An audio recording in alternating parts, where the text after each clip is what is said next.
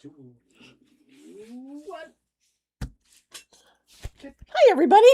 I hope you're a ghost. I'm a ghost. Can you hear me? You can probably hear me. You just can't see me. I've lost so much weight. I lost a whole me in one day. Keep it a second.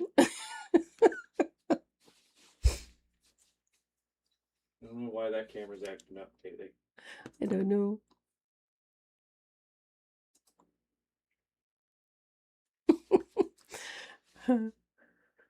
They can hear me. There I am. My goodness. I missed me for a moment. Hi, everybody. I hope everybody's having a great Saturday. Today is a little gloomy. It's been pretty much gloomy all week. We've had a great deal of rain this week, which we desperately needed. It managed to bring the fire index way down, which is also what we really needed. And tops up the wells, but unfortunately that also means that some of the rivers around here are a little on the high side. So it's all good. I'd rather float away than burn. So that's how I look at it. So today we're going to be doing something really quite simple. We're going to be painting a piece called Blackberry Jam. It looks like a page out of a cookbook, which was my intention. The recipe in it is a very old recipe for blackberry jam. And I thought it would be fun if we could illustrate that and make it into a frameable piece for a kitchen or for your pantry or whatever you'd like to put it. I thought at first that if I put the recipe on and then gave you a line drawing, then you could transfer it onto the recipe and it would just be so simple. And then I thought, well, why not just put the line drawing in with the recipe and simplify it even further? So that's what I did. So we're going to use a decoupage method to adhere this to our surface. And then I'm going to show you how to paint that really fun blackberry jam. You're going to be very surprised at how simple this is. And then we're going to antique it and make it look like a very old page out of a favorite or much loved cookbook. So that is our plan for today. But before we get to that, let's talk about the giveaways today. We have something really special for you today. My friends at Dynasty Brush, they're always so generous with us. And I got a wonderful box of brushes to sort of refresh my supply because they were starting to look a little bit peaky. They've done a lot of painting in the last few years. So they supplied me with a wonderful selection of brushes, and I thought that today would be the perfect day to give away some Dynasty Stencil Pro stencil brushes. So we have those to give away. We have a fabulous new surface from Deb Antonik at a Touch of Whimsy, or Primsy, sorry. Oh my God, my best friend, and I got her website wrong.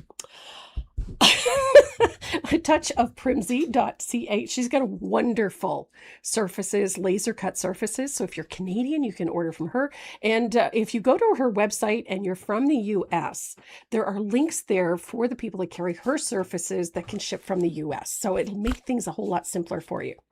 She has some fantastic surfaces. This one she designed for me, and it's a wonderful 8x8 flat surface with a dimensional butterfly and a really cool little stand. It's a wonderful surface.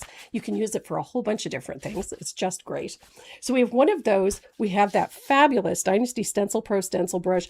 And of course, we always have some goodies and whatnot from both Renee and myself. So we have some fun stuff in there for you this week. To get your name on the wheel, all you have to do is join us in the chat, say good morning, say hello, tell us where you're watching from, and your name will be added to the wheel at the end of today's live. And when we spin it, 2 of you are going to win those fabulous, fabulous goodies. And what else? Oh, yes. And even on Facebook. If you pop in there, we copy from the wheel and we have all of your Facebook comments and hellos right in our software. So that's where we copy and paste from. So don't worry, Facebook is not being ignored. We make sure that you get on the wheel too. I do have to say hello to a couple of people. Dawn Kenny Paxowski. I know I get this wrong every single time. And Dawn, I'm so sorry. Paxowski. I know I'm probably not getting that right, but hi. So glad to have you with us.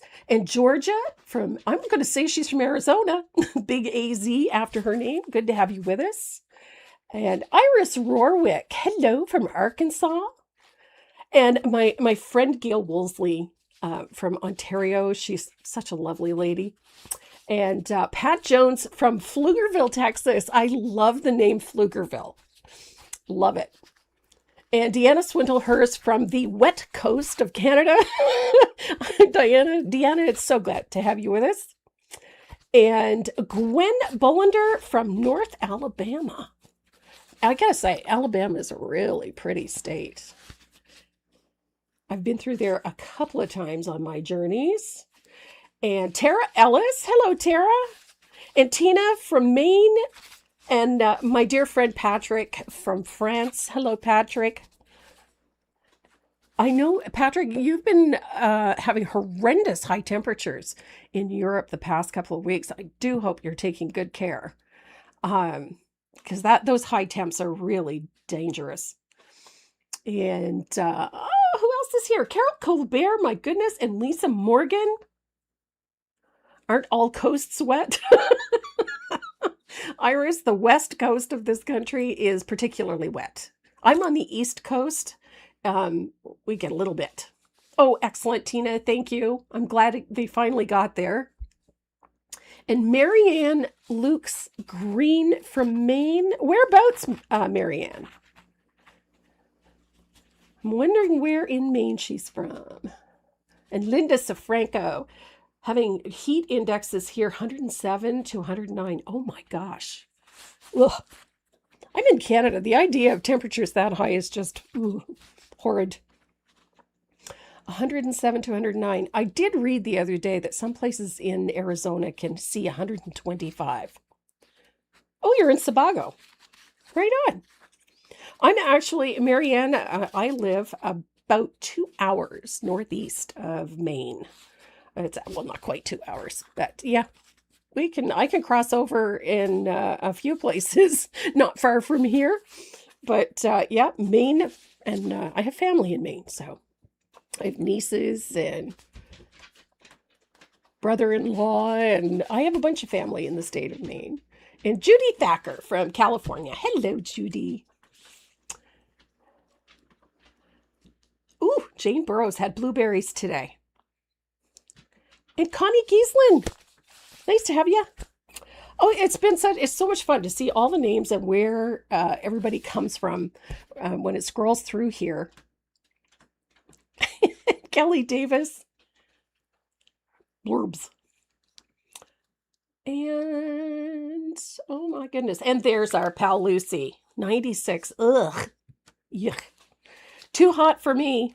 Way too hot for me. I don't do heat. And Denise, my pal from Alberta. Hello, sweetheart. And Mojo from Oakville, Ontario. There is a really pretty town, is Oakville. Really pretty town. And Monty and Rosalie Williams. Hi, Rosalie. My goodness, everybody's here. And Carol's in Arkansas. There's another pretty one. And Donna and Rich are watching. Awesome. Donna, watch for your parcel this week, please. And Rich, there's something in there for you. Just saying. All right, everybody. So now that I've said hello, and I know how hot everybody's going to be this week, how about we get started on Blackberry Jam? I love this piece, but I love anything like this. Anybody that knows me knows that my second favorite room in this house is my kitchen. I absolutely love being in my kitchen, and I love making preserves and canning, and that's a whole nother thing for me. And so that's one of the reasons I thought that this would be a fun piece to do. Blackberry Jam. Now, the pattern for this has actually 2 line drawings in it. One for Blackberry Jam and then my recipe for Strawberry Jam as well. So it's a fun little project to do. Now, the first thing that I did to prepare the surface for this was I just applied one coat of light buttermilk in this case, or buttermilk in this case, just because, pardon me, I wanted something to seal the surface. I'm working on a piece of MDF, something that's frameable, but you could work on presswood. You could work on a canvas panel if you wanted to. One of the cradled art panels will work as well. And this can be done on a journal page. It can be done on almost anything. Now, a journal page, to my mind, would be a fabulous way to do this, to create a whole cookbook based on and putting it into a journal. I think that that would be such a fun idea. But I'm partial to frameable pieces, and I have them all over my house. I switch them out whenever the mood strikes, so that I have different art on my walls all the time. So one coat of light colored acrylic paint. Doesn't have to be buttermilk. It can be any light color, sand gray, warm white, whatever. And then I measured the center. I just found the center and put a tiny little mark there. And then on the image, I located the center of this little decoration in the middle, and I put a mark at the top of the page so that I can line the two up when the time comes. So to begin this, we're going to use a little bit of matte medium. I love matte medium. It's one of my favorite things. And this is the DecoArt media, matte medium. I love this stuff. It's fantastic. But quite honestly, any brand will do just fine. Hi, Robert. Glad to have you with us. And Ramona, hi. If you're in Canada and you're looking for a really good matte medium, this one is fantastic. This is a Canadian-made product from Demco. They're based in Montreal. This is a water-based, all-purpose, non-toxic. This is a fantastic medium, and it's actually quite affordable at $8.99. I've done so many projects with this one little jar, but this is a fantastic matte medium. So if you're in Canada and you cannot get this DecoArt one, this one is fantastic. Certainly an excellent choice. A, it's made in Canada, and B, it works beautifully. Works just like this. So those are some great choices, great alternatives. So I'm going to use my decoupage, this medium, and I'm going to put a generous coat of this on. Da, da, da. And I'm going to have to get up and go get my brayer here in a second. Of course, I put the bloody thing away the other day. Forgot to take it out this morning. So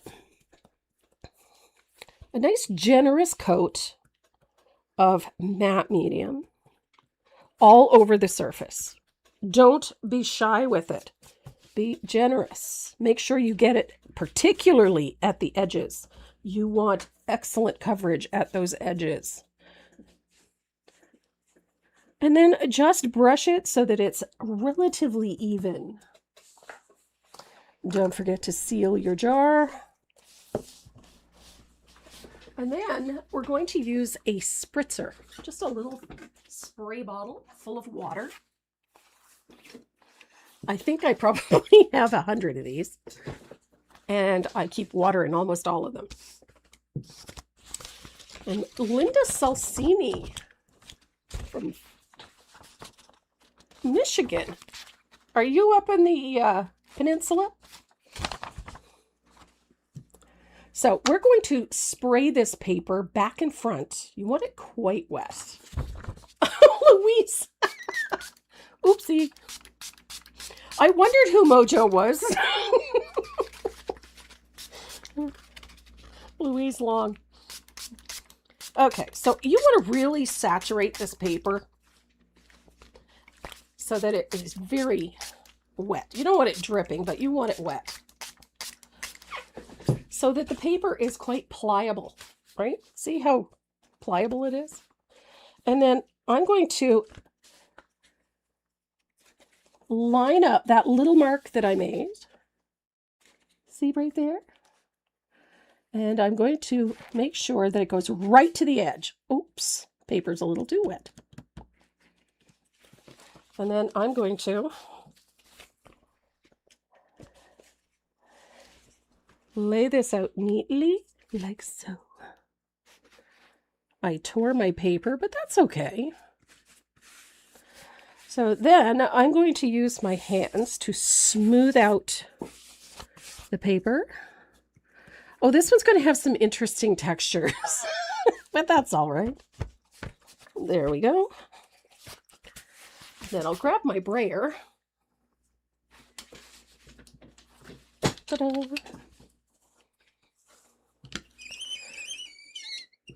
Now, you're going to get some oozing.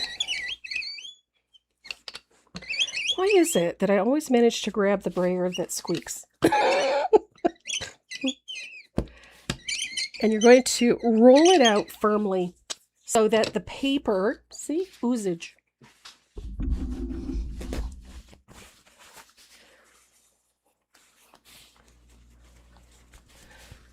This is okay. It's messy, but it's okay.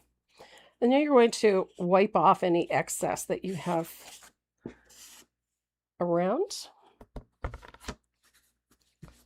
There we go. And then you're going to dry this paper. Surprisingly, it dries fairly quickly.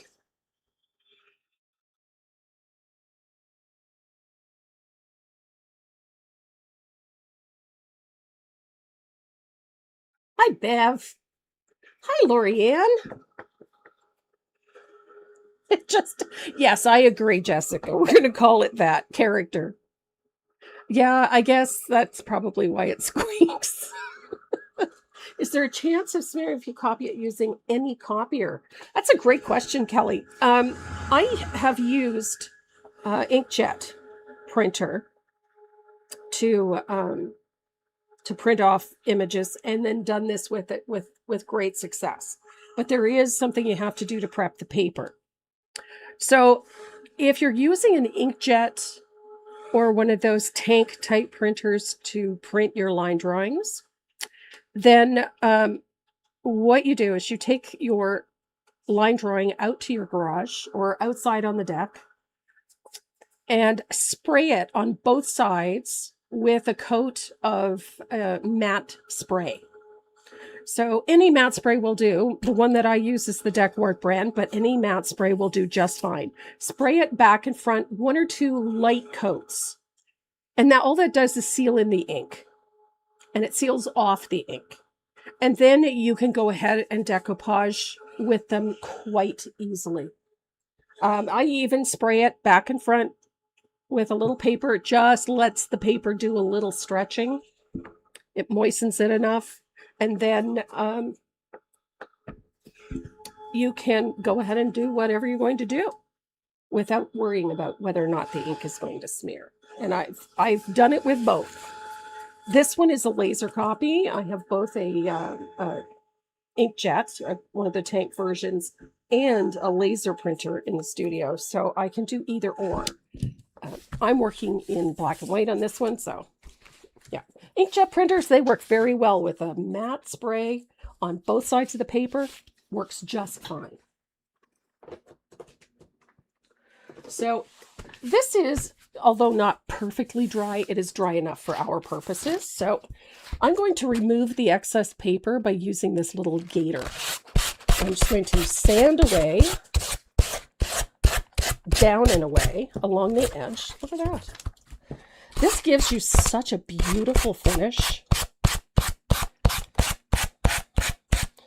If you do any amount of craft shows or Christmas markets and things like that, this is an excellent tip to remove excess paper if you're using paper for ornaments and whatnot. It gives the edges such a clean and professional finish. Here we go. Look at that. Love it. I love that it gives you such a nice finish. Then you don't have any rough edges anywhere. I'm going to take, see, there's a little bit of that matte medium at the edges where it oozed out. I'm going to rub that along the edge. And now the fun part. We're going to come back to our matte medium and we're going to seal this paper in. Like really seal it in. Hi, Mary. So we're going to apply a very generous coat over the top of this, paying particular attention to the edges because we want those edges to be sealed in nice and tight. So we're going to put a nice little bit in there. That's our first bit. And then we're going to put a generous, brush-laden, slip, slap, not neat and tidy coat over the whole surface. I want to see brush marks. Lots of them. And I like them to go in different directions because it creates a little interest in the background and it helps create a little texture at the same time. I just want to make sure that I get everything. I love matte medium.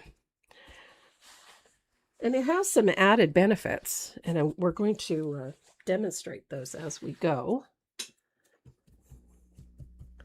I do love my matte medium. So I've got tons of brush marks in here. Look. I don't know if you can see them or not, but they're there. Lots of textures. I love that. Little ridges, brush marks. Neatness doesn't count. Perfection is to be avoided at all costs. There's Janet.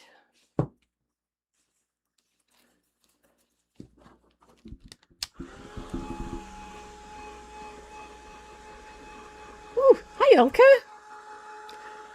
Just so you know that this is a very simple recipe. It's also a very old one. This recipe dates back to a time when we couldn't buy commercial pectin. You had to let the fruit do the work. And that's one of the things that I love about this particular jam is that when it's been cooking long enough, it will set up beautifully without any help from you. You don't need to add anything to it. I also love the addition of a half teaspoon of butter. It just reduces the foaming and it just makes for such a lovely, lovely jam. It uses 4 cups of blackberries, which will usually give you about 3 or 4 small jars of jam. So it doesn't have to be a super big production. You don't need to have a ton of, special equipment for it. And then you can process them for about 10 minutes in a water bath. And if you don't have a big canning water bath, you can use the stock pot. Just put a tea towel in the bottom of it, put your jars in so that they sit on the tea towel, bring the water up to a boil, and then just let it go for about 10 minutes at a full rolling boil. And then set them out to cool. I like setting them upside down myself. I find that you get a really good seal. Not to mention it looks really pretty when you open it up and you get that nice smooth top. But yes, homemade blackberry jam. It doesn't require any pectin. It does require a 1/4 cup of lemon juice. Did we lose? And it's a simple and very flavorful jam, but it is a very old one. It came out of a cookbook that my grandmother had. It was a handwritten one. So simple. I have made it. I've also used this method to make strawberry jam and blueberry jam without using a pectin. But the cooking time is what's important. And then I always put like a saucer or a plate in the freezer. And you can test it by just putting a drop on it. Drop a little from a spoon onto the cold plate. And it should gel immediately as soon as it cools. But we are almost dry. I'm liking the little tear. I think that's kind of cool. So, yep, this is, like I said, it's a very old recipe. It's very simple and it works.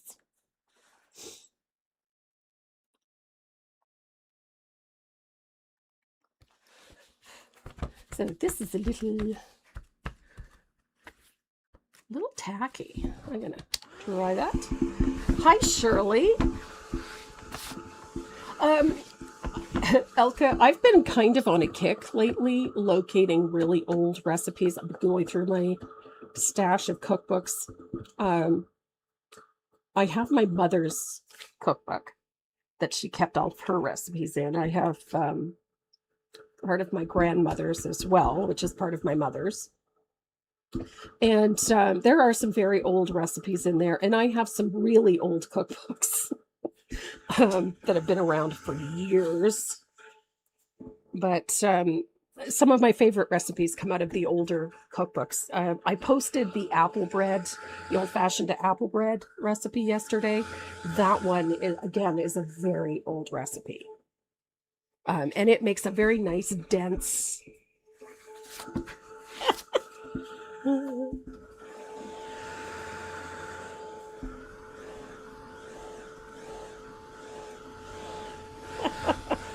I like the tear, especially when it's something that's supposed to look very old.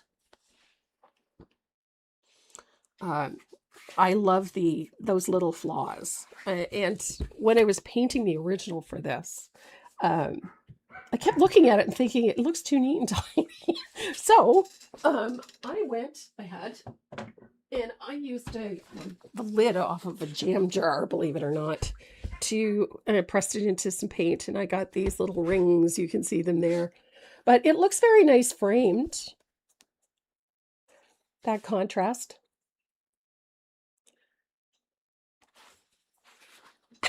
Deb, you made it. But yeah.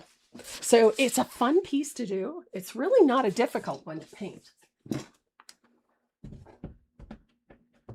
And not only that, but then you also have that old recipe.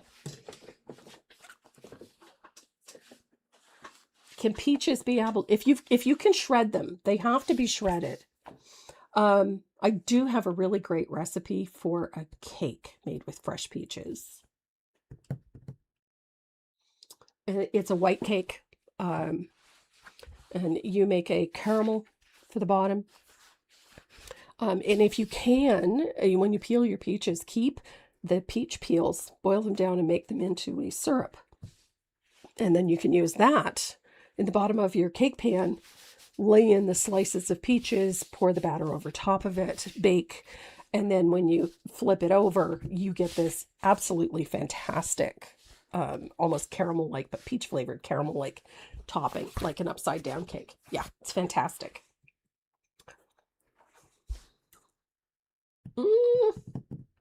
Lucy. Birds deposit everything in there. Yep. Peach cake is fantastic. Canadians don't really eat cobbler that much. But, and cobblers are delicious. Don't get me wrong, because I love a good cobbler. But when it comes to peaches, I love canning them. I think, especially when you get them fresh. They're fantastic. So a Blackberry Jam. We're going to be using a couple of the new colors today. Who's this? Oh, Judy. Oh, trigger finger is painful.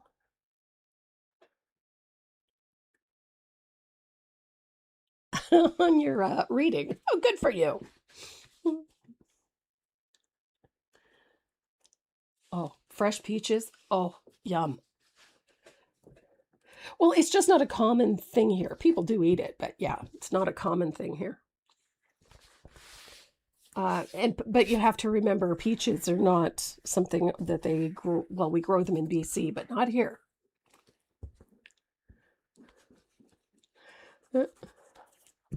Oh, I love cobbler too. Just, it's not a common one. Peach pit jelly, yes.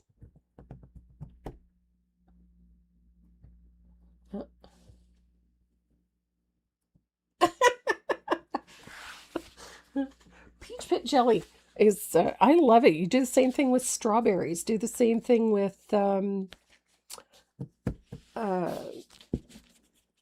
blueberries. I love blueberry jam, but I prefer whole berries. I don't like it smooshed. So the first color we're going to use is called Cherry Merlot. Now, I know it looks really, really dark in here. Where do I get my frames? Sharon, these ones are from Michael's whenever they have their buy one, get one deal. Yeah, I just buy a simple frame with a mat. It comes with the mat. And I buy the 11 by 14 so that it fits an 8 by 10. And when they have them on buy one, get one, they run about $10 to $15 a piece. Oh, strawberry rhubarb cobbler. Oh my gosh. I don't have any rhubarb. I use the rest of my rhubarb. I made rhubarb jam, but I don't have a rhubarb growing. A friend gave me one to start and it didn't take. So I don't know why, but we shall see. I'm going to see if I can't scare up a rhubarb plant because I want some rhubarb. So I'm using a Dynasty Black Gold. I'm using a number 5 round. And we're going to base the jar with 1 coat of this really pretty Cherry Merlot. We do not want a full solid base coat, and you'll figure out why. I'll probably tell you why, but... So we're going to paint everything with this, all of the berries. Just take a little care painting those berries. And up to the edge of that label, we want 1 thin coat. Oh, strawberry rhubarb pie is probably my favorite all-time fruit pie. I love a good apple, but strawberry rhubarb I think is my all-time favorite. My mother used to make it. It's so good. Seasonal pie here, whenever the strawberries come into season. And Carrie Henderson. There's Carrie. And Sandy Tayo. Hi! Oh, rhubarb, just yummy. I made a ton of rhubarb. I still had some in the freezer. So I took it out a few weeks ago and canned it all. Every last bit of it into jam. I'm slowly emptying my freezer out so that I can give it a thorough cleaning. And, you know, that once a year thing after the winter, you've got to take everything out of the freezer and give it a good scrub.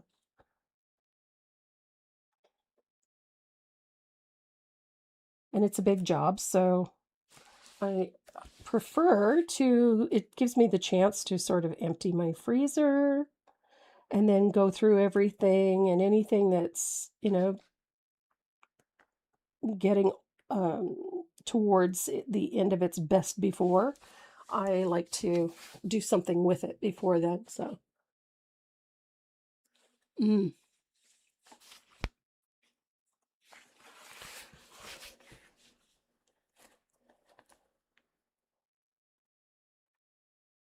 my mother used to make rhubarb bread, strawberry rhubarb bread. It's like a dessert loaf. It was so tasty.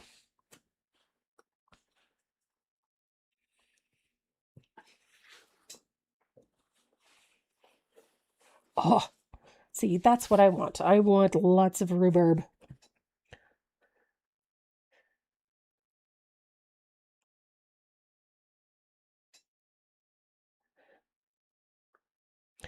I made, I had a bunch of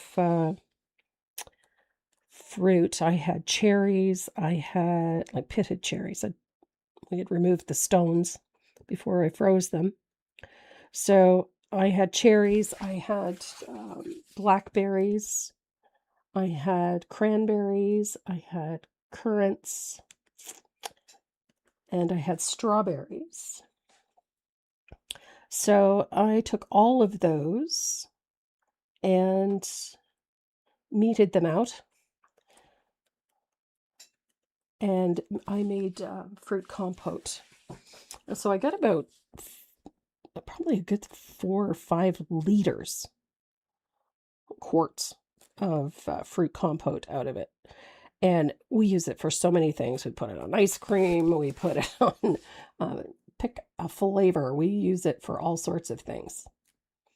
And I put it on toast or on croissant. We use it for a lot of things. Ugh. Mincemeat pie?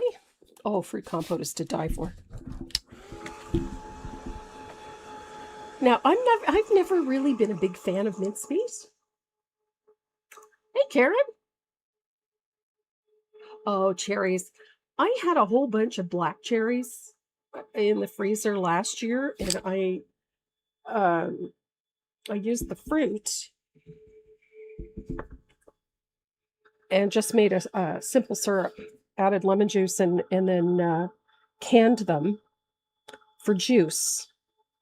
So I took them out this year, removed the fruit, added those to the compote that I was making, and used the juice to make like a drink syrup. And oh, just delicious.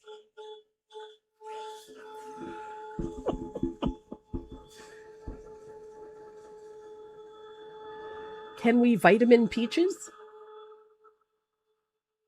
Oops.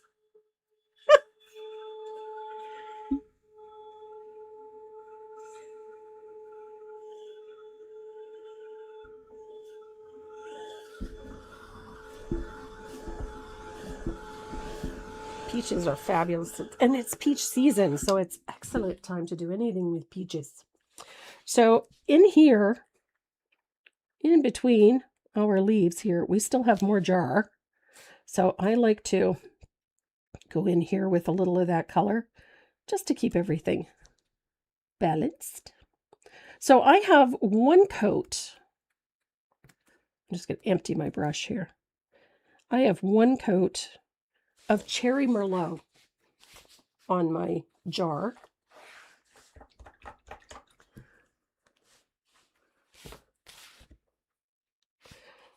And the new color that we're going to use to dry this is this one. This is After Dark.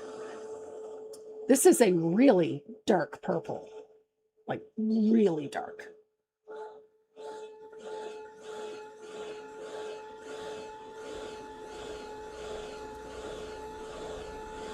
Oh, nectarines at this time of year, they're always so hard. Dang damn it. Oh, a Vitamix.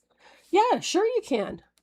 Just blanch your peaches, which just means like give them a good dunk in some boiling water. And then to peel the skin off, then cut them out, take the pit out, and then run them through your Vitamix. Run the fruit through. It'll work just fine. Fresh peaches, oh, yummy. We had our first taste of the season this past week, and they were just so good. Oh. Okay, so I'm going to grab, let me see what I got here. I've got a brand spanking new 3/8 angled shader. Look at this. Brand spanking new. Still has the new car smell.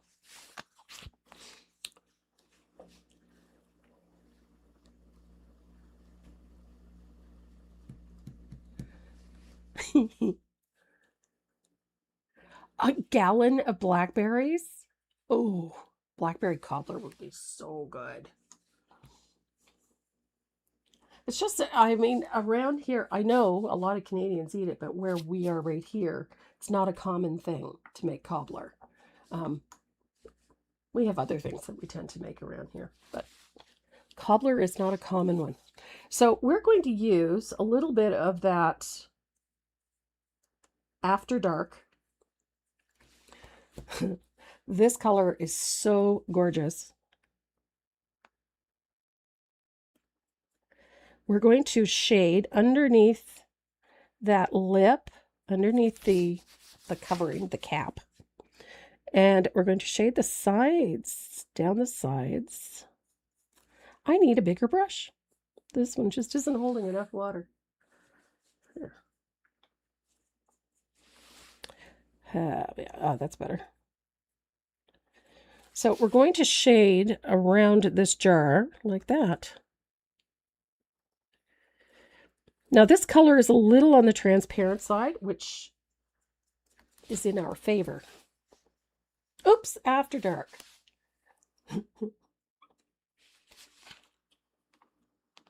Now that we've had all of these desserts, what's for dinner tonight? I made gumbo the other night and got a little carried away, and I made a lot. So I think we're going to be having that with some fresh baguette. I might even make cornbread. But yeah, I made a little bit of gumbo, and it is quite tasty. I know traditional gumbo is not made with tomatoes. I know that. But I make mine with tomatoes, and it's tasty. It is not a true gumbo, but it's kind of sort of a gumbo.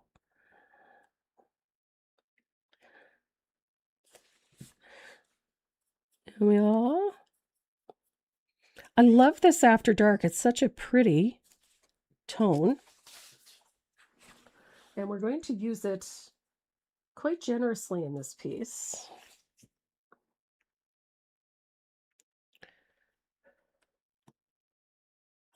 And you are going to walk it out a little bit because we want that quite dark in there.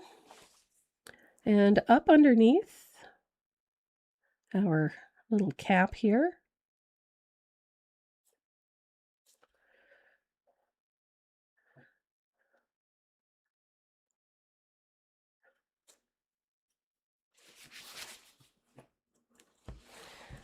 And we're going to go around that label as well. Nice and tight. We're going to use that lighter color underneath to give us that little bit of light passing through. The shading color, Joan, is After Dark, which is one of those new colors that they put out this year. After Dark. There it is. Great color. It's a very, very dark purple. And it's quite luscious. So the nice part is that the areas that we have not shaded sort of take on a little bit of a glow. As if the light is passing through the jar, which that appeals to me on a lot of levels. It's a simplified way of doing it. It also makes this purple a little warmer, having that cherry merlot underneath. Because the After Dark is a little cooler. It's a higher blue content. So it tends to take on a bit of a colder temperature visually. But having that little bit of that cherry merlot, that warmer reddish purple tone underneath, helps keep it from getting too cold.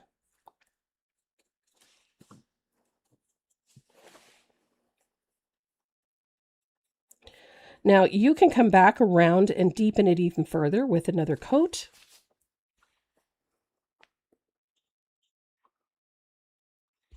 I like to get the colors nice and deep in those shaded areas, so a second coat is never a bad idea. Especially, and see where those open areas are, it takes on that sort of lighter value. And it gives this that nice glow from behind. And don't forget these little areas in here, behind those leaves. We need to get those nice and dark too.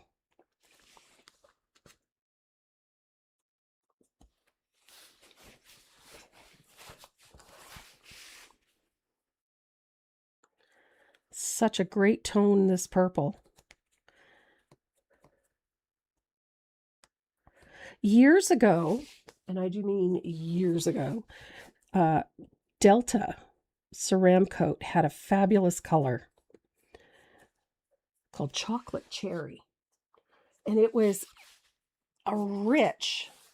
What color can you use in place of After Dark? You can use a dioxazine purple, but you'll have to go back in after the fact and float in a little bit of lamp black just to get the deepness.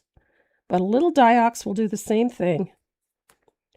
It's a little more reddish than the After Dark, but like I said, a little bit of lamp black afterwards will give you the depth. So if you're not having a lot of luck getting that deepness, you can come back in with, I have it here, with a little bit of lamp black. You're welcome. Oh no, Nance is having a fat finger day. That's okay, I've had one all week.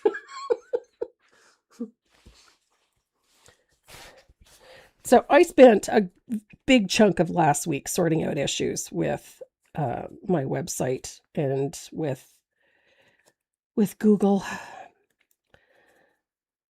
Just all of a sudden I've been having some issues with compatibility with some of the features that I have on my website. And it took us a little while to figure it out, but I think we've got it all sorted now. So here we go. I love this. This deep purple tone of that After Dark is just so sexy. But I need a wider brush. This is just not being nice to me today. Okay, let's see if that does the trick. Yep, that did it. I needed a wider brush. There we go. Okay, so I've got that nice float in. No.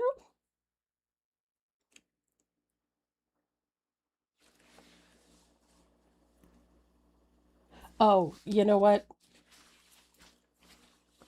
That sausage, Lucy, there is nothing like it. If you don't get that one, I love that deep smoke flavor. So that's my thing. I like that. So we have a pork sausage here, heavily smoked pork sausage, and I use that when I'm making gumbo because I love the flavor of it. It is not the true sausage, but it's excellent.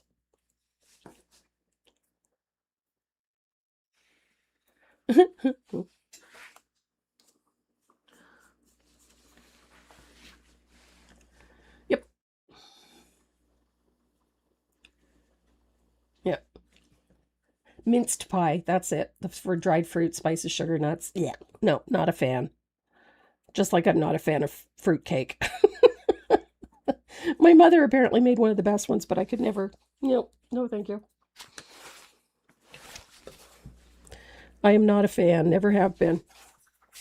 So I'm going to go, one more time around this label, and then we're going to do the berries. The fun part about the berries on this piece is that we're using exactly the same colors, but we're going to highlight them a little bit differently to give us that. Oh, I love this color. There we go. Ta-da! So I'm going to use, coming down to my berries here, I'm going to use a little bit. See the shot, if you look at the line drawing on this, you can see the tiny little dip dots. There's tiny little dots that show you where to shade. So, nice little float. Nice and tight. Keep it nice and tight. Make sure when you're going around the edges to follow the edges of the berry. Like so. Ta-da!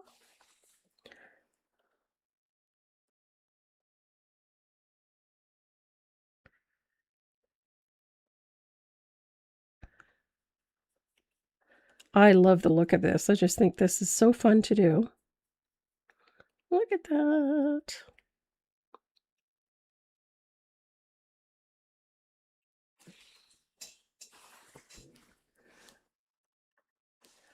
It does. It makes it pop, doesn't it? Like I said, this is a really simple piece to paint because you're not having to worry about tons and tons of highlighting and shading. You don't have to worry about every little section of these berries because we're working in larger swaths of color. There we go. Look at that. So we've got a lovely shadow in there. Look at that. And I don't want these berries to take on that sort of plastic look. I just think this is such a fun project.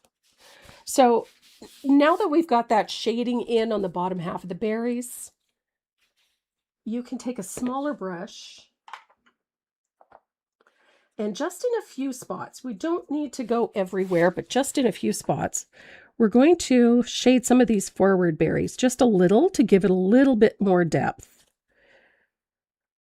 You know, some of these, just a little half float just to give them a little dimension. That's it. And not all of them.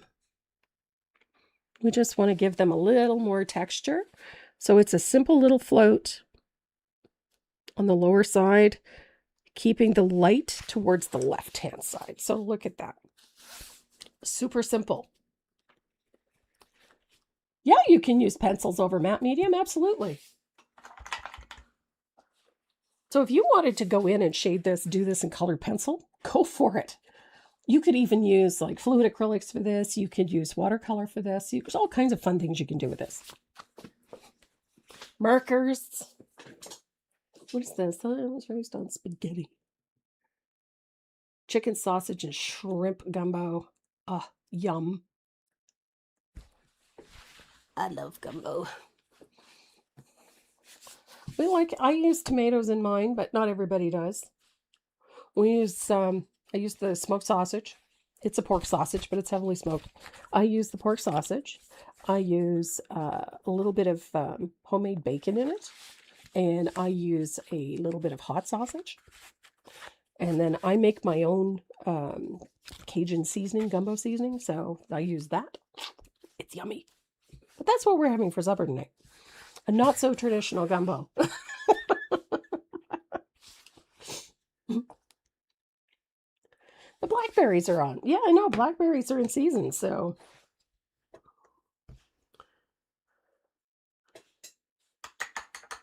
How fun is this, right? It is good. Yep. But it is not the traditional. I put tomatoes in it, so. I make no claim of being an expert when it comes to gumbo. I just like it. So I've got a nice little dry brush. Patrick, I can send you some of mine if you like.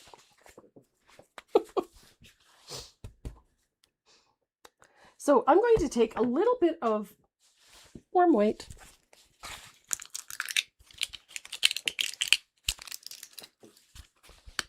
Or I can send you the recipe for it if you want.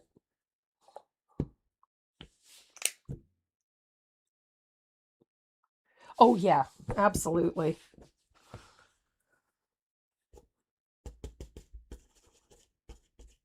I have filet gumbo here, and I use that too.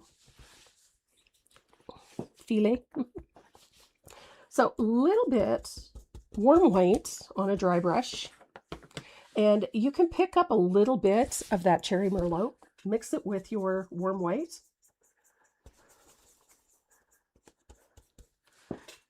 And you're going to put a little on the dry brush. Now, I blot mine heavily.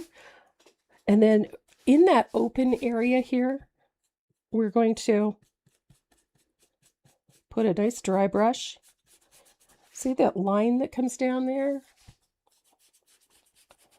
And then come around this way.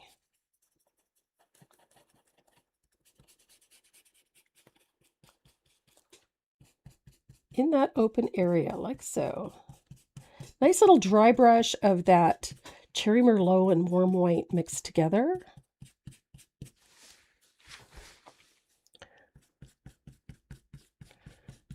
Just like that.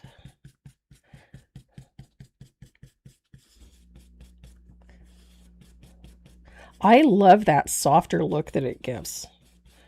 Kind of. There we go. Love it. So we got a nice little jar. And I'm going to grab a liner brush. Just any old liner will do. And see this first line here in the line drawing? We're going to start right there. And I'm going to pull a little highlight and another small one there. And I'm going to do the same thing down there. Ta-da! Jar.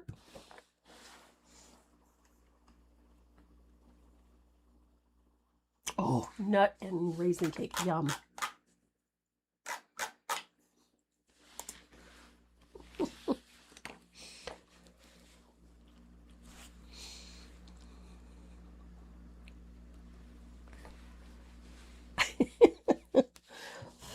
So I'm going to dry that really well. And then we're going to highlight. Oh, now see, Cindy, I disagree. I make mine without shrimp or with shrimp because I have one in my family that does not eat shrimp. So I do a little of both. And if you're allergic to seafood, you don't want it anywhere near you. So I've thinned out a little bit of warm white, and I've added an equal amount of that cherry merlot. And we're going to put a little highlight, and it's just a tiny little float on the lighter berries.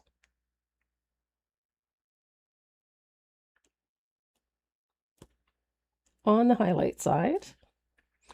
Now remember, you can make these berries as dark or as light as you like. These ones are a little lighter than my other ones, but that's all right. Just put a little highlight on them. And it's just a soft highlight. It's not really a bright one, but it's just enough to distinguish and enhance them. There we go. I didn't want to do too much because it kind of takes the red out of the berries if you put too much, because it's of all that white, right? So, I think I'm happy with that. So I'm going to take my liner and I'm going to use a small dot of warm white. Oh,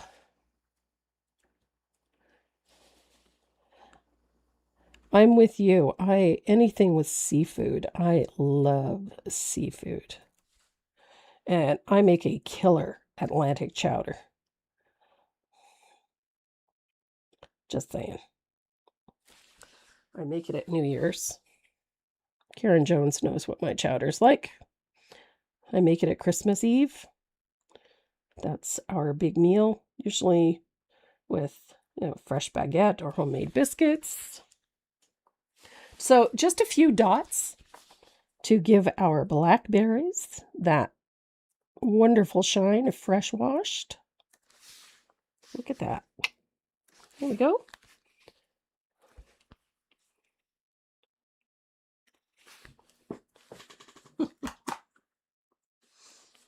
It's funny that this looks so purple under these lights, but yet the other one is more reddish, but yet still looks purple underneath these lights. So it's funny how colors are affected by the lights in the studio.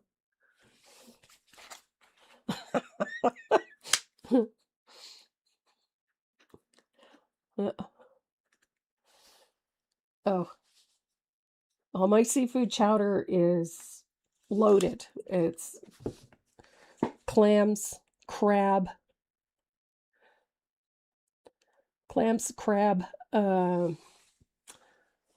stewed oysters, lobster, and scallops. And it's pretty hefty, and it's so good. So we've got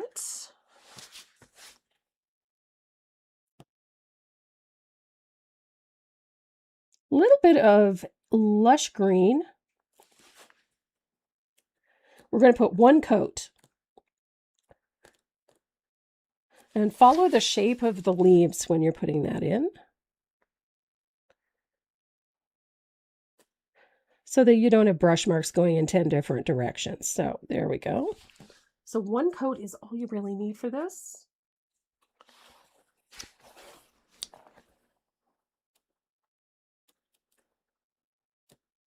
And this is such a yummy color. This lush green is so pretty.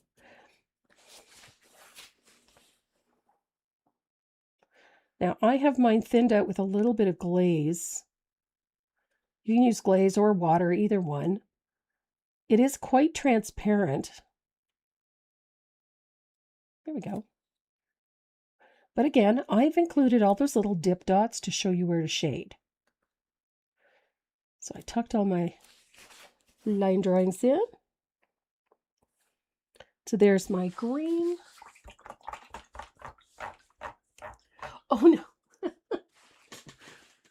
Sandy is teaching that fabulous turtle to her members today. It is just incredible. So I've got a color called Sand Gray. I am obsessed with this color lately. And that's what I'm painting this label. And I'm using, again, one coat. The nice thing about this is it is not fully opaque. It's not a fully opaque coat. However, it is going to be enough to change the tone of this. So it's not going to look like a photocopy anymore. So, but it is going to be enough to leave all of those little details for you. So the stitch marks and all of that stuff on the label, you'll still be able to see them right through it.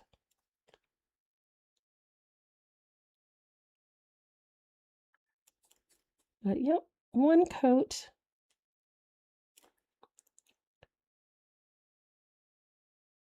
This is such an easy piece. It uses basic techniques. If you take a little care putting them in. Is the baby leaf? Which baby leaf? This one? No, it's the green. I just forgot it. I frequently forget those.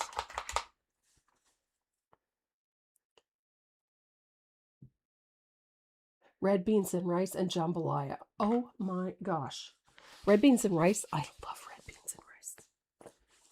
I also love jambalaya.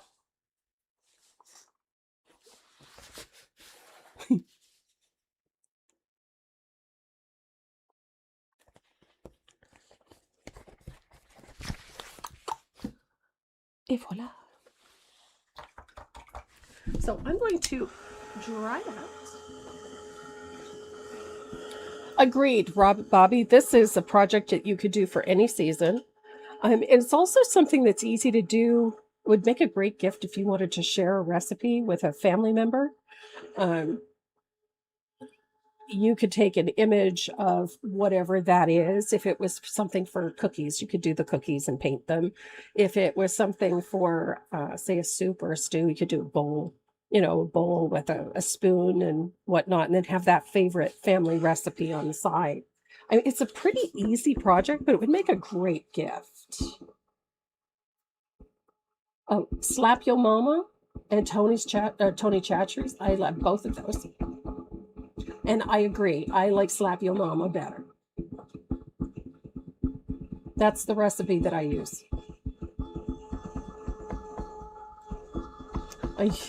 I have a recipe for Slap Yo Mama.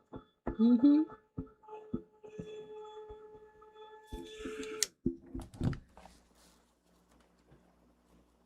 No, you're not exaggerating. But Patrick, I can send you the recipe for that Cajun seasoning. I can email that to you. It's easy. And you can probably find everything you need right where you are. You probably have it in your pantry. Slap Yo Mama. Okay, so I'm going to, this has lately been my favorite shading color for greens is this one. This is Black Forest Green.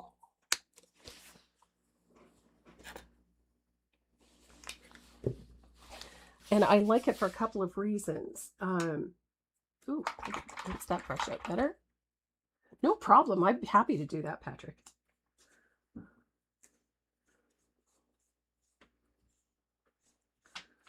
So blend the brush out, and we're going to put a nice float of Black Forest Green, just like that, on one side of the leaf. And then I'm going to float right down that center vein out to the tip.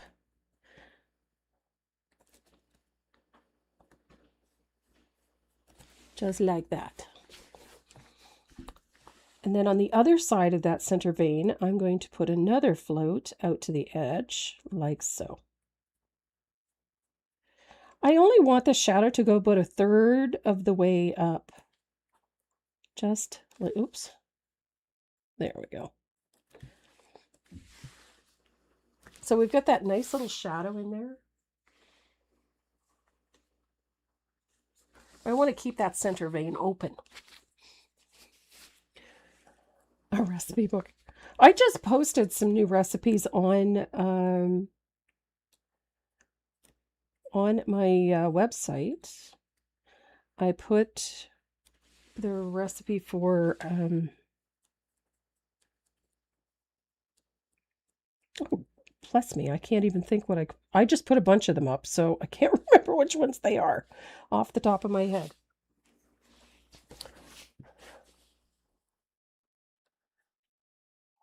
But yes, I was discussing that with a friend of mine not too long ago about doing a recipe book or a cookbook.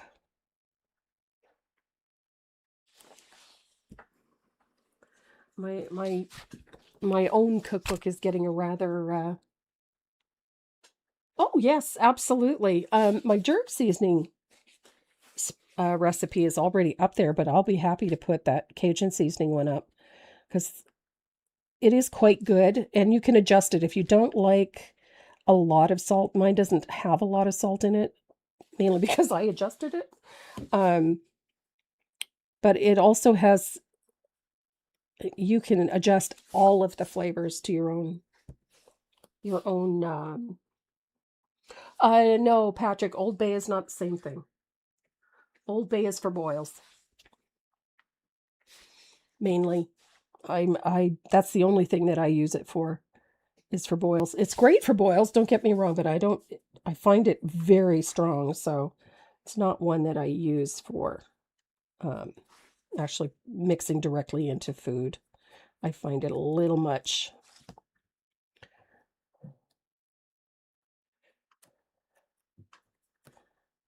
And Old Bay is more of a South Carolina thing than a Cajun thing. There we go.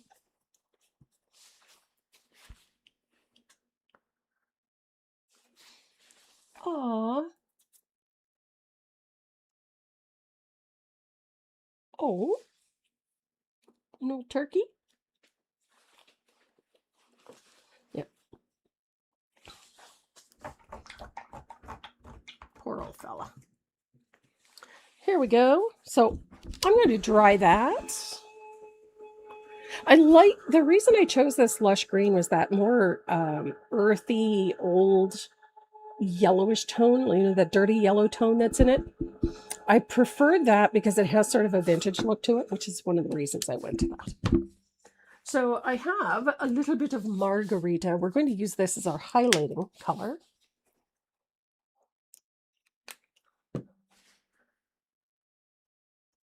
So a little bit of margarita. Ooh, not enough water. I didn't blend that enough. It was too strong. There we go. I think that's better. Yep. So just a nice little float down the center vein like so.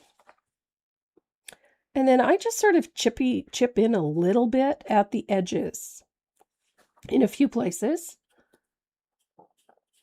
It doesn't need to be a really strong highlight, but a nice little float of that color works wonders.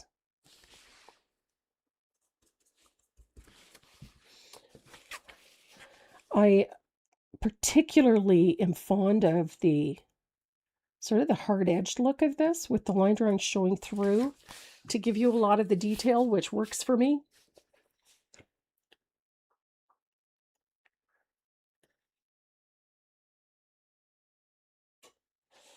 Now, I actually make most of my own seasonings, primarily due to food allergies now. I have been making them merely out of convenience because I found that way I never ran out. If I always had the stuff to mix, I never ran out of anything. So I always have what I needed on hand. If I decided on a whim that I wanted to make gumbo and I didn't have any Cajun seasoning, well, I have everything I need to make it. So it's just one of the reasons I did it. But now I make them because I can't use any of the prepared ones anymore. So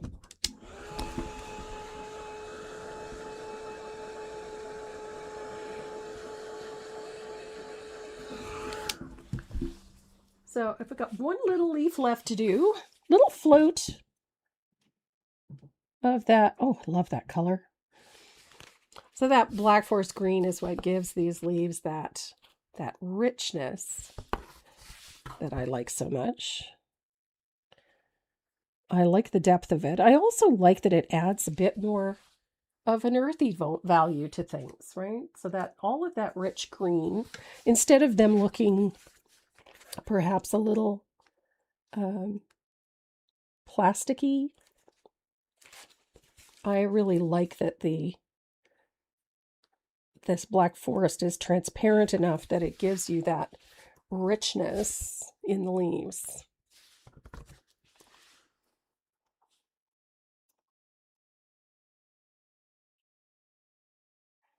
There we go. Now, you can at any time go in through and deepen all of this with a little bit of asphaltum. Tony Chachery Creole seasoning.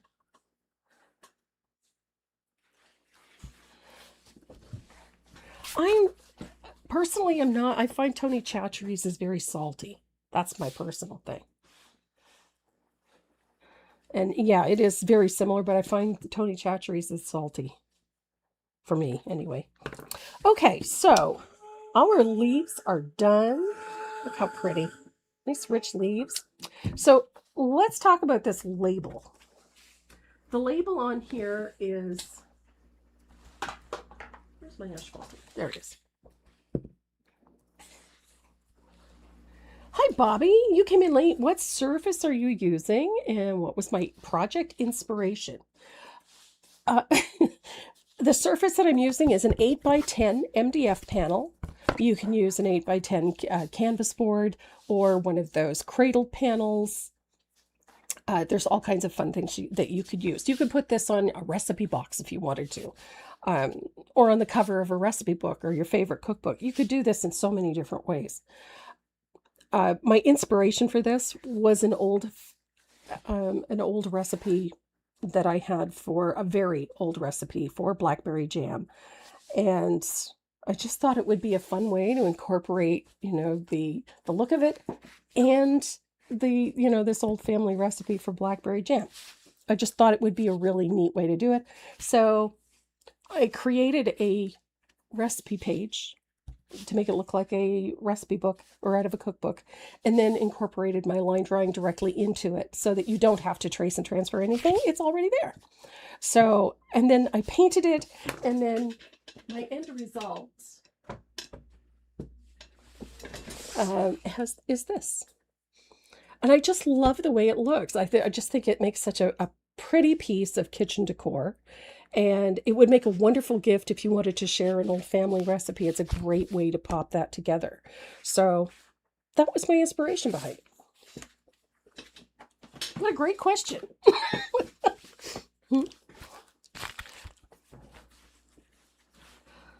So this is it's fun to do. And like I said, it's a fun way to share a family recipe.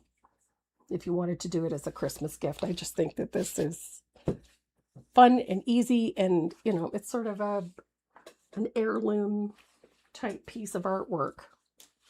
So I got a little bit of asphaltum. And we're going to shade our... Hi, Taz. How's my girl? Taz dropped in for a visit. She's sitting here on the table. What you doing? Miss Taz got her spay this week. And she hasn't stopped moving around since we got home. It doesn't seem to have bothered her too much. Hey? Hey, my kitten. So, but we're trying to keep her settled and she's not cooperating. So I've got a little shadow in there with a little bit of asphaltum.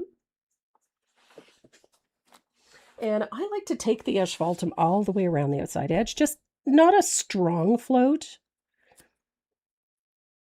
Hi, baby. She's sitting. What you doing? Come here and say hi. Come say hi. So, there she is. Hi, kitten. Are you helping? Or just curious?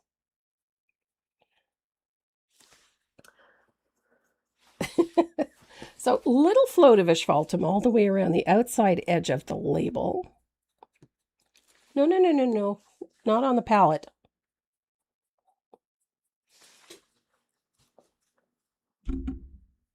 Okay, she's going up to her little nest. Miss Taz. Oh. She's either chasing ladybugs or torturing the dog or the other cats. If it wasn't for the fact that her tummy is shaved, you would never know that she'd had surgery on Thursday. And yes, she sure has grown. They weighed her. She is 6 pounds. Grand total is 6 pounds. 2.79 kilos. So I've got nice little shadow in and around, in behind the berries and up onto the edge of our label. And I'm going to use, I've got country red here. I love country red. Oh, she is so pretty. And she's a brat. She has been a pretty non-intrusive critter up until Thursday afternoon. She came over from the vet. I thought she would go right ahead and have a nap right away, but apparently not. But she went into the garage and tormented Maze for a little while. Tormented my husband because it was a rainy day. And that was obviously not enough, so she proceeded to empty the water bowl by playing in it. So she got water everywhere. So I painted the little heart on there. I know it's kitschy, but you know, whatever. I like the little heart.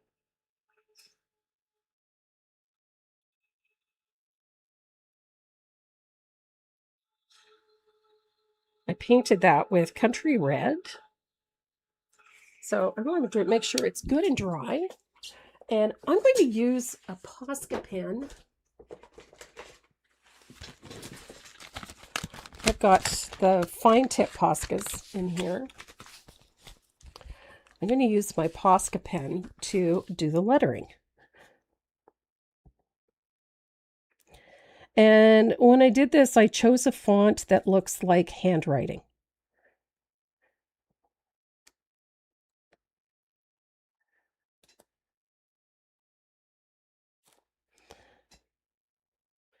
So that it has that feel that, you know,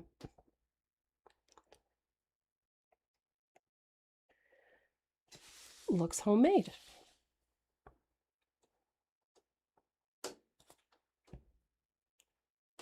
Taz, get down. She's chasing ladybugs.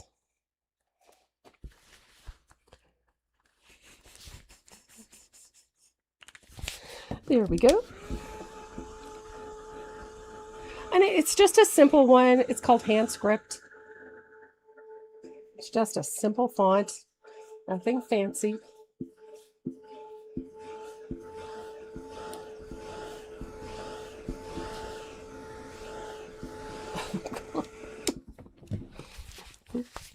Now, you can use that same pen to go over the bordering on the label.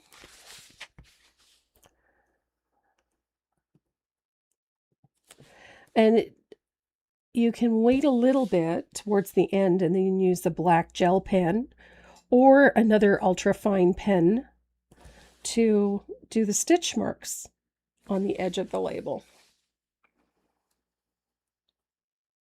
Just like that. Blackberry Jam.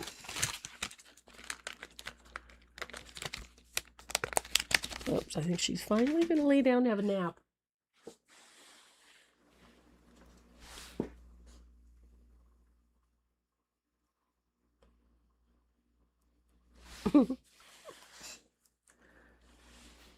So I'm looking to see, I've got this is a water fast one. So I'm using this one. Yes, Sharon, there is one for strawberry jam.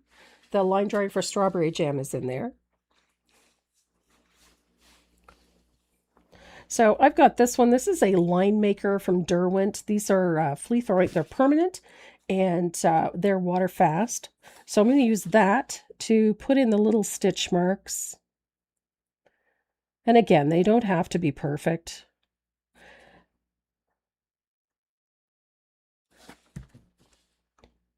Just they're little tiny marks around the edge of our label.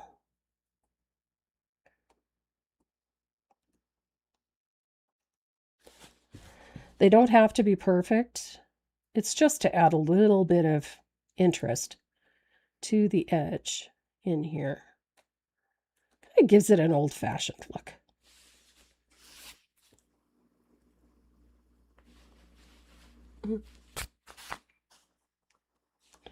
Yep, there is and the recipe for this, the strawberry jam is attached. I just dug out both recipes. Originally, the background for this was, I did a short video on how to do the background for this for my members. And then I thought, well, wouldn't it be fun to actually do these as a class? So I'm going to dry this real quick. Make sure that ink is dry. And then we're going to come up here to our the cap on this. I'm going to use a little bit of warm white. We're going to thin this warm white a little. We're not going to make this fully opaque, but I wanted this a little bit brighter. What the heck is that? Oh. This one's going to be a little bit brighter, but just enough to make it white, but not enough to completely bury. I've got something stuck. There it is. Okay. I had a schmegly. Haven't seen one of those in a while. And we're going to do all of this fabric with essentially a wash of thinned warm white. Just enough to make it a little bit brighter, like it's got paint on it, but not enough to bury all of that detail. We're going to do that later on.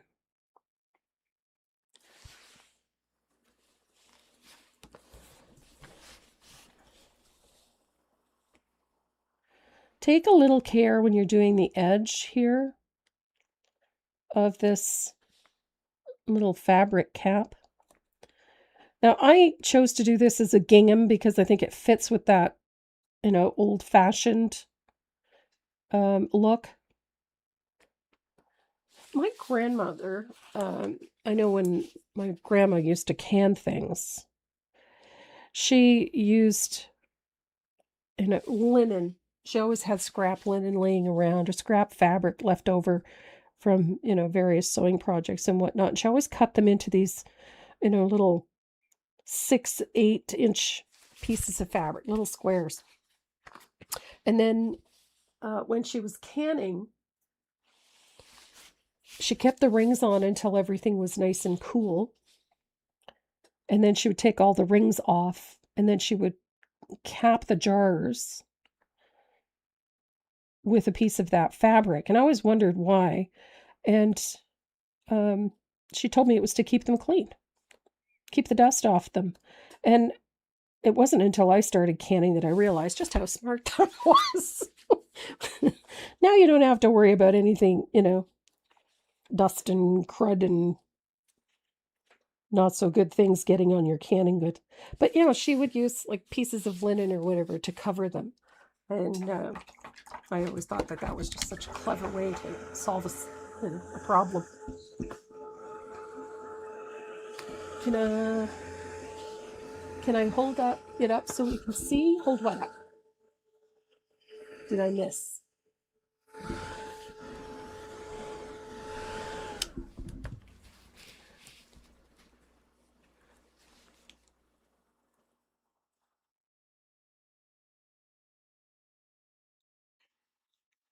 Huh.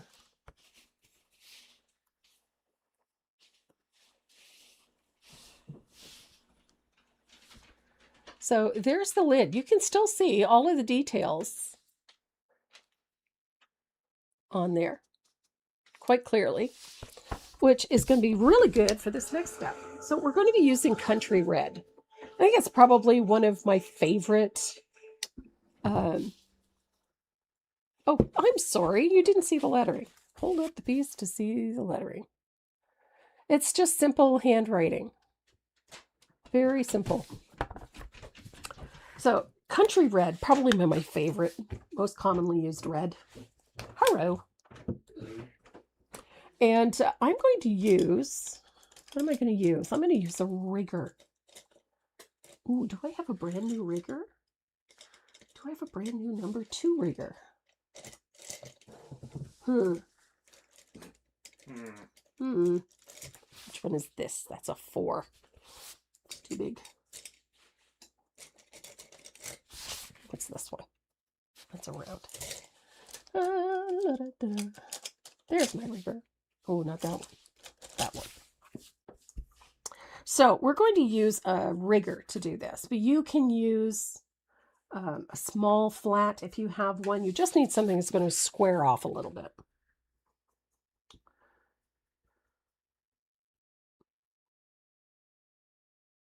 So I've got my rigger loaded.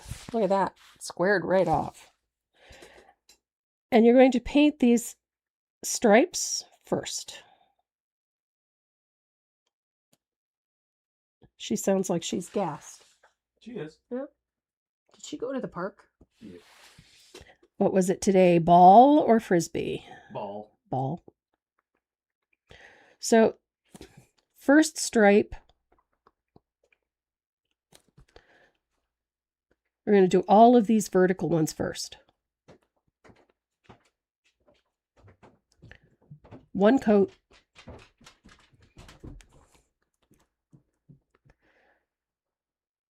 Just like that. Try to make sure we get them right to the edge. We're going to pick each one. It does make the jar look pretty, but it actually had a very important purpose.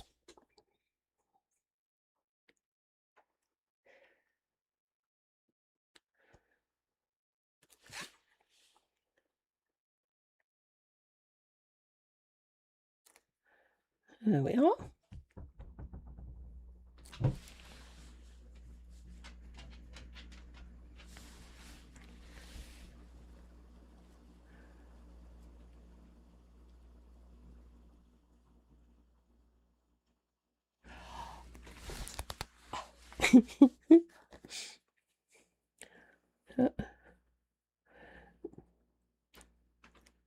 We have a fabulous park within a quick walking distance. Actually, you can see it from the front yard.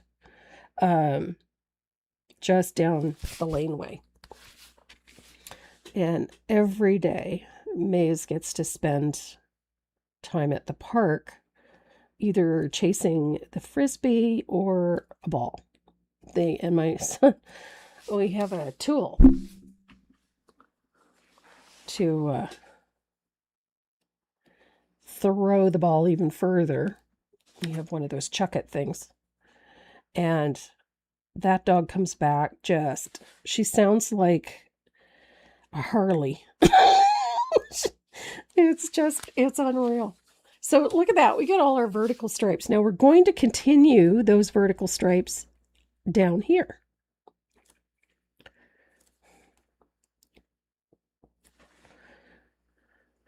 And although you can't really tell, you try to line them up with the ones at the top. Don't worry about it being perfect, but you just make an effort to try and line them up.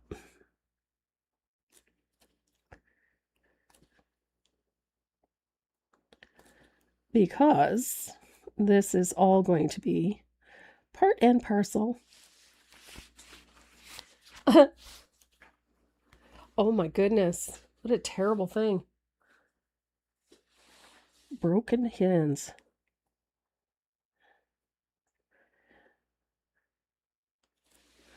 I know that kind of difficulty. I certainly didn't break both my hands, but I injured both my wrists once when I was in my 40s. And just to not be able to use your hands for a few days is one thing, but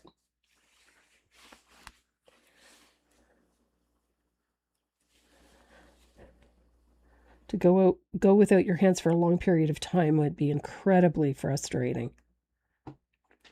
So here we go.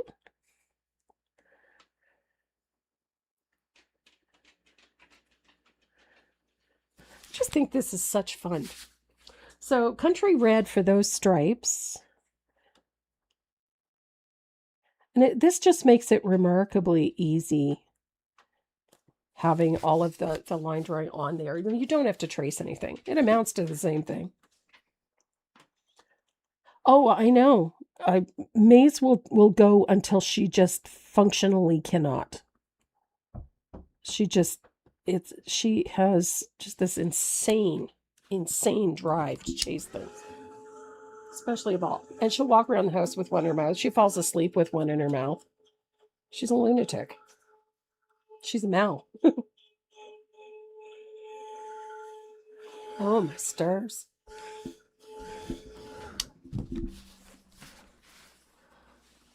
Wow.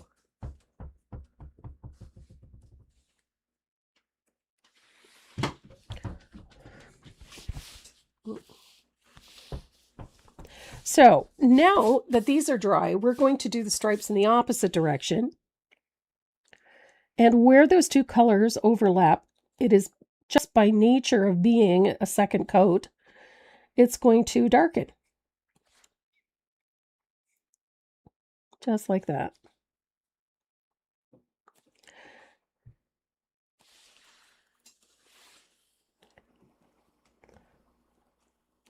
And this is fun to do.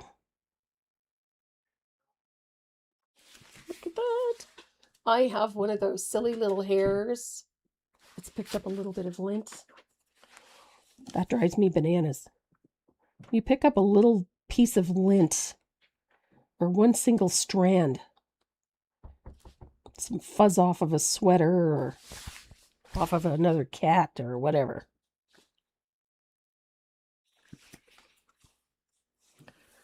Ta-da! Oh my goodness, Gail. Oh. That's horrific. Well, we came into the month of April with red fire warnings. We literally came into the month of April. After the thaw in March, we came into April with in a state of red for fires. And because the village is surrounded, did I thin the country red? Yes. Always with a little bit of glaze or a little bit of water. I don't use it full strength because I want it to be a little more opaque where they overlap. So I try to make them as thin as possible.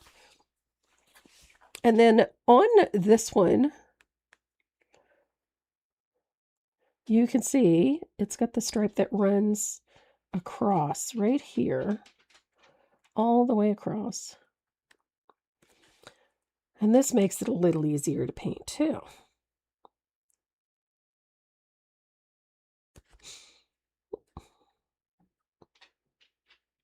Here we go.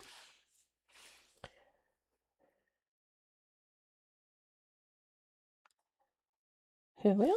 Look at that. Super simple.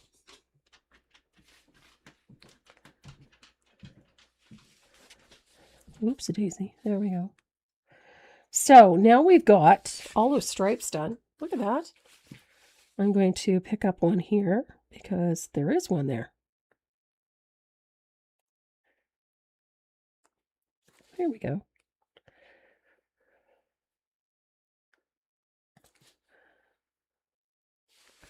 Just trying to get that one at the edge. Just a little bit at the edge there.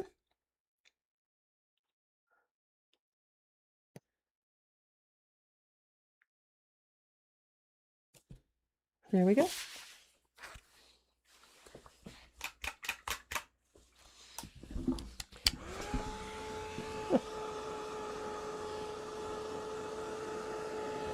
Yeah. Leanne, this pattern also has the strawberry jam version in it. And it's such a fun one to do. It's really not difficult. The painting part is perhaps the most difficult part. But it's not a hard one to paint either. So I love that these berries are just, you know, just there. So I'm going to make sure that this is nice and dry. And then I'm going to get my 1/2-inch angle shader and a little bit of asphaltum. So we're going to shade both sides of this right at that curve. And I'm going to walk that color out a little bit to about there. And I'm going to do the same thing on the other side. Just follow the curve. That line for the top, just follow it.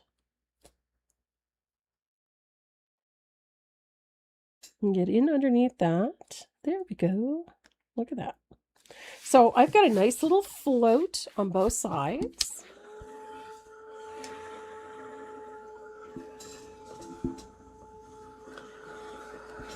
And we're going to do the same thing to the folds. We're going to use a little bit of asphaltum, oops, to shade the folds in this piece right there. I'm going to put a little float there. And then at this point on the other side is where that shadow is going to change direction because the folds go in the other way. And then you get these little spots here underneath. There's only a couple of them right there and there and there. I'm going to float a little asphaltum in there as well.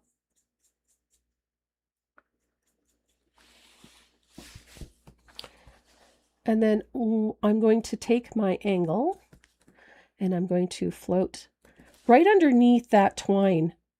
See where it folds a little bit?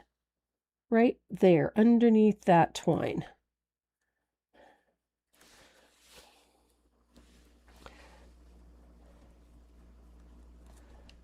And a little bit there. Right along the edge of the twine. And we're starting to see some ripples. Now on the left or the right side of the lid, right here, I'm going to put a float of asphaltum along the top, but I'm leaving a little space at the edge, like that. Just to help define that. Now, this is one of the things that I love about matte medium. You can see I went over the edge of the line there with that float, but I can take a clean brush and I can wipe it off. Because I've got matte medium on there, it acts like a barrier. So I can just wet it and remove it. You can do it with a wet brush, or you can do it with a Q-tip. Something, anything that will remove it. So now that I've got that shaded, we need to enhance this a little bit with a highlight. So I'm going to use a little bit of warm white, and I'm going to float against that shadow and right along here till it meets the other side. Just let it run out. And then I'm going to soften that with my mop, just to make that white a little less opaque. There we go. Look at that. So now we've got a nice flat top. I can bring a little of that dry brush some white in there. And then we're going to highlight all those little folds. So just opposite of the shadow, we're going to bring in a little of that warm white at the top of those folds. Right there. Little tiny float, doesn't have to be much. But that's what's going to accentuate these folds. So over here and right there. Just a little float, thinned warm white, just enough to change. There we go. So now we've got, look at that. A little more realism with that tiny little highlight in there. We can bring that highlight back there.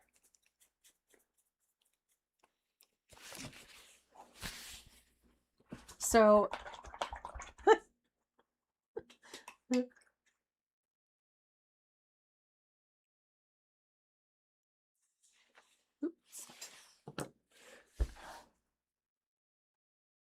oh yeah, matte medium is an absolutely fantastic thing to help you avoid those little things.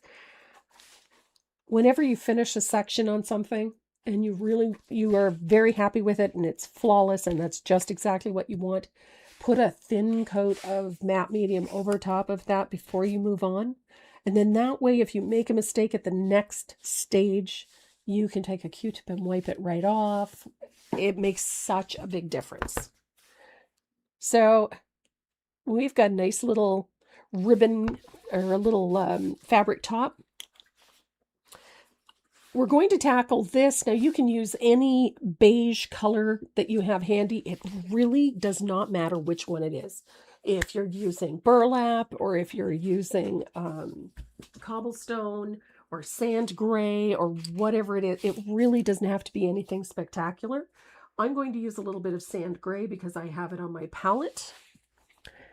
And I'm going to thin it out quite a bit. Again, just because I don't lose any of the details in here. So just a wash of that thinned sand gray.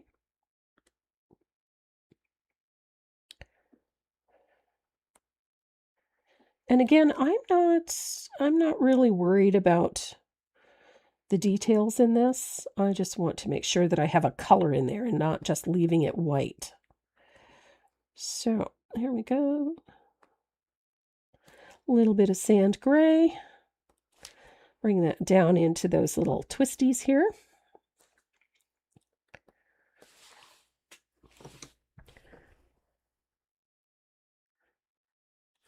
I kind of like the more loose look of this. Although it's hard edged, if you want to paint over all of those hard edges, go for it. You can do whatever you like. It's your piece. If you have preferences, it's fine. And we're coming up on the last little bit of this.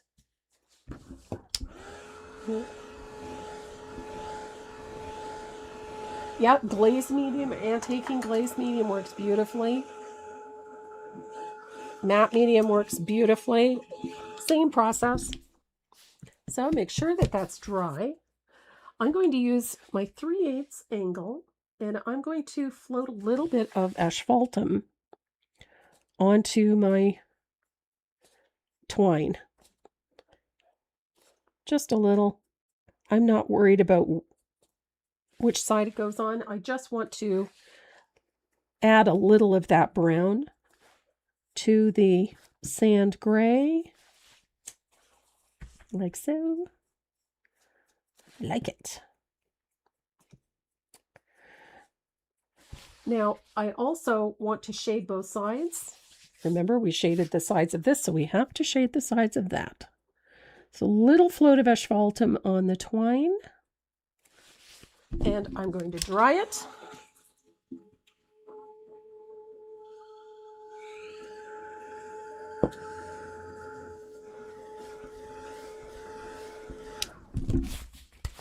And then I'm going to grab my matte medium one more time. And I love this part.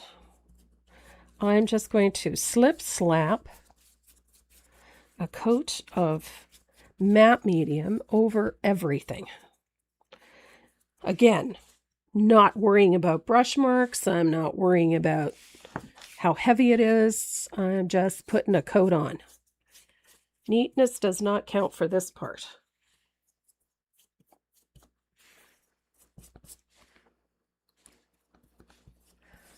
I love this stuff. Okay. So I've got another, like this one's fairly light. I'm not worrying about where it goes. It's just seals in my painted piece.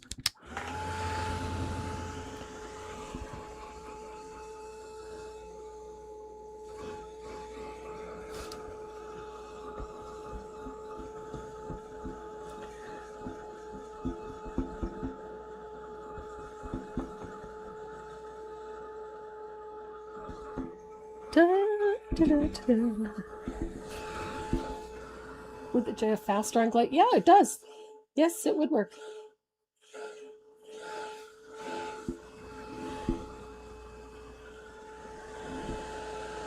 Okay, so we're almost dry. Just give it a couple of minutes. And then we're going to do the fun part. For me is this part. So let me have a look-see. This is just about dry. I'm going to give myself a clean palette. And I'm going to put out a little bit of asphaltum. And I'm going to bring out the few drops of my Jo Sonja Fast Dry Glaze. I'm going to put a few drops of that right in my paint. Like so. I love my Jo Sonja. So, not quite dry. I'll leave my brush there for the sec.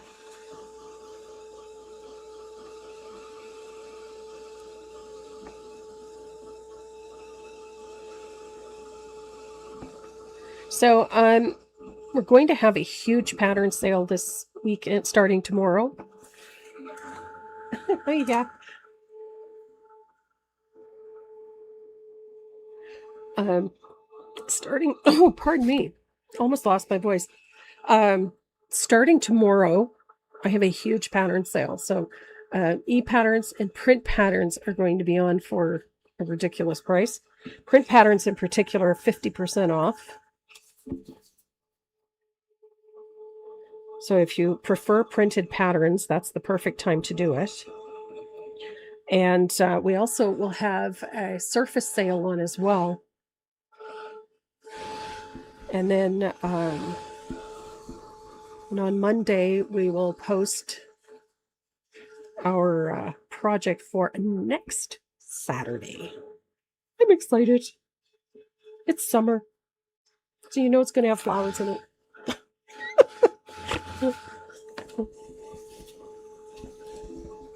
So, here we go. I think that's just about dry. Yes, ma'am. So, we're going to age this. I love anything that's aged. Leanne, I have these on my website, the 8x10s. These are 8x10 by 1/8. But I will tell you, you can get 8x10s from Michael's as well. They come in packs of, I think it's 4. And they're actually very reasonably priced, but they're about 1/4 inch thick, but they're both frameable. So I love working with this type of thing. Let me guess, asphaltum? How did you ever guess, Lucy? So we have this lovely little bit here. I'm going to grab a little bit of asphaltum and I'm going to put a nice little shadow underneath. Just take a little care. Just like that. Nice little shadow underneath our jar. I like doing this first. And a little shadow in here. Again, I'm not really worrying about perfection. It doesn't have to be a really great shadow. And then I'm going to dry it just to add the tone.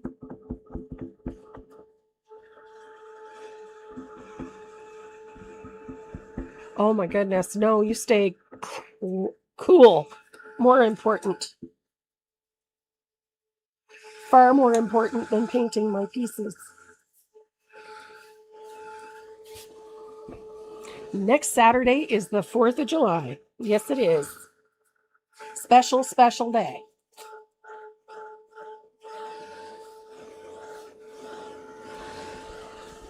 For all my friends in the States, 4th of July, big, big holiday. We have Canada Day on Thursday. I think it's Thursday. Yep, Thursday. Wednesday. What's the date today? Yeah, Wednesday. What was I thinking? Good grief. Yep. So Canada Day on Wednesday, and then on Saturday, it is the 4th of July, Independence Day in the U.S. So we need a high-tech applicator for this step. Wednesday. So I take a piece of shop towel and I tear it into 4 pieces. Yep, Canada Day is Wednesday. And I'm going to make my high-tech applicator.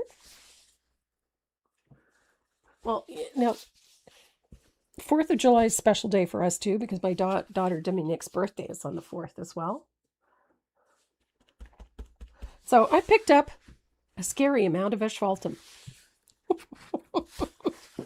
And I'm going to work some asphaltum around the outside edge, like so.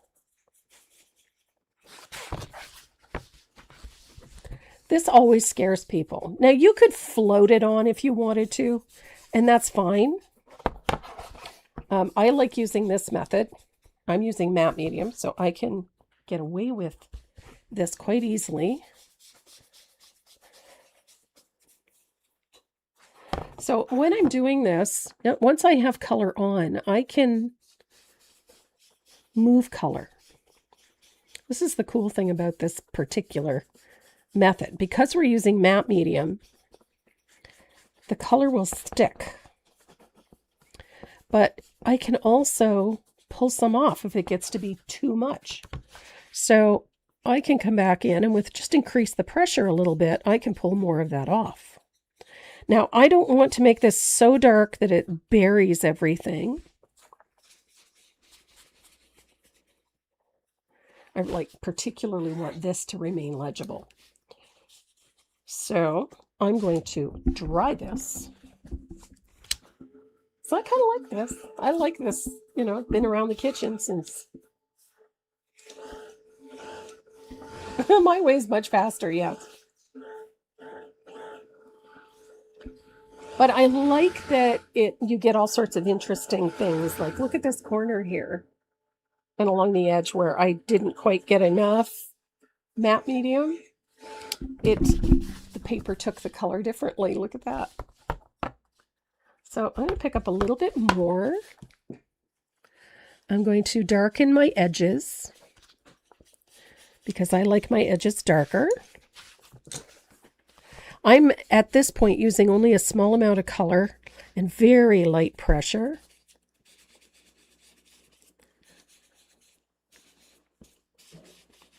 And I'm paying particular attention to the outside edge because that's where I want a bit more of that depth, a bit more of that darker color is at the outer edge. And then I'm using the heel, the cleaner part of it. Why wouldn't I do this first? Because I want to be able to antique this a little bit, but not a lot. And how dark I let it get depends entirely on how dark or bright this gets.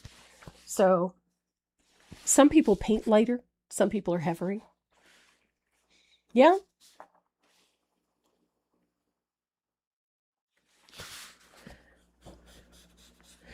Oh, the climate is definitely changing.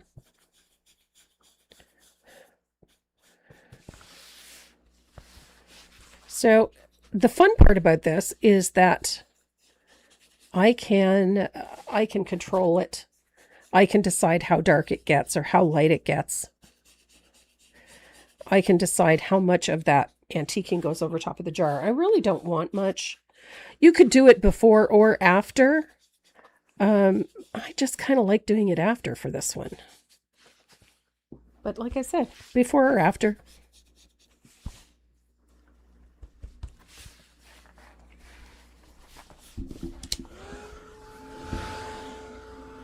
Now,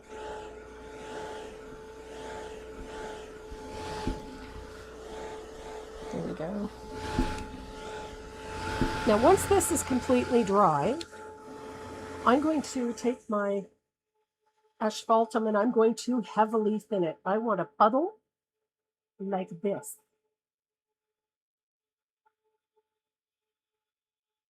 I want a nice big puddle of asphaltum.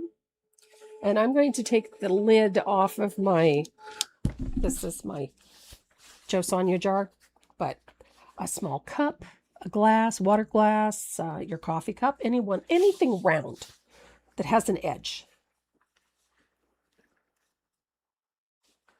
And I'm a heavy-handed painter too, so I'm going to dip that in there.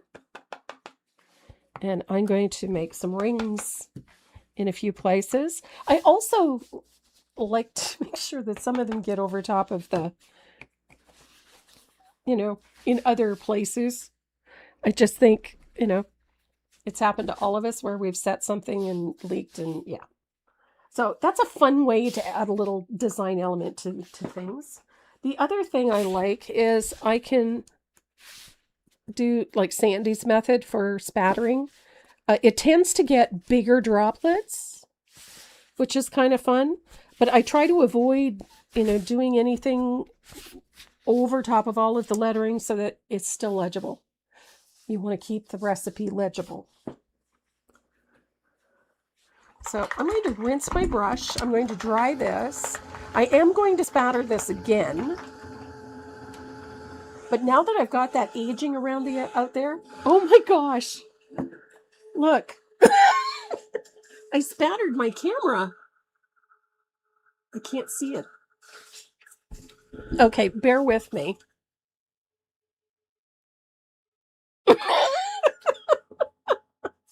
That's a first.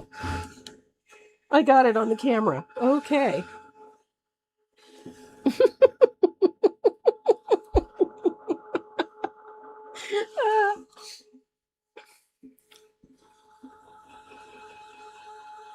The other day I was was working down here, spattering away. And then when I went upstairs for the evening, I realized that my iPad had been sitting right in front of me and the whole screen was spattered with white paint. So I had to clean my iPad.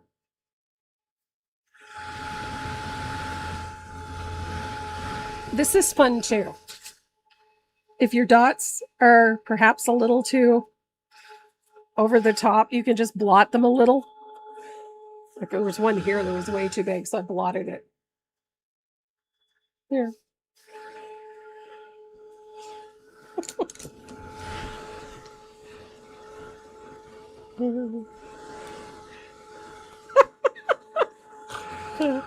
Leave it to me. So I'm going to take a little bit of asphaltum. I'm going to thin it out. I'm going to just add a little float at the outside edge just to deepen it a little further. Just a little bit.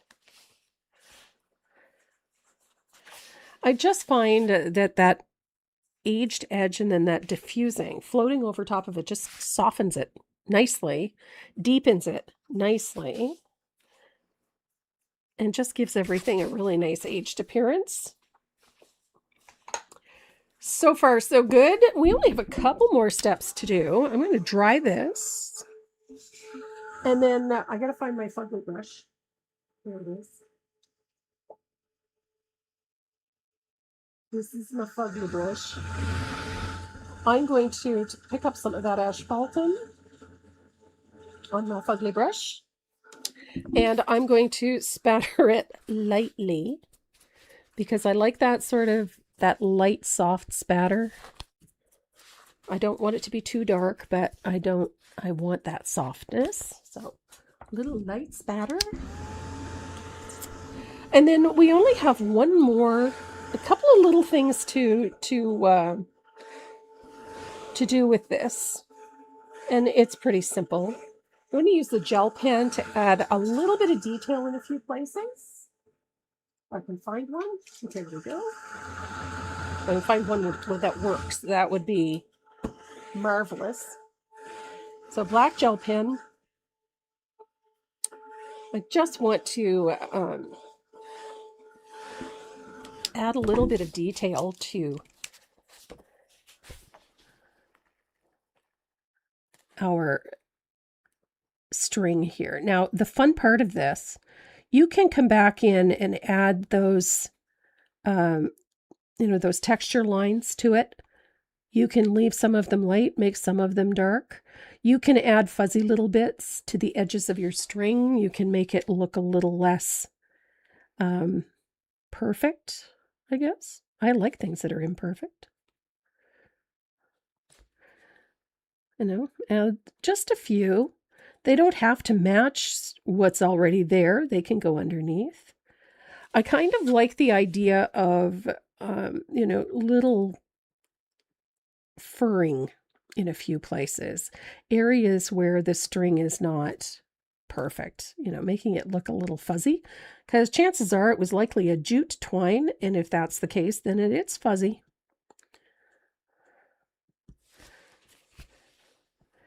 And I love the extra detail coming down here, adding a little more there.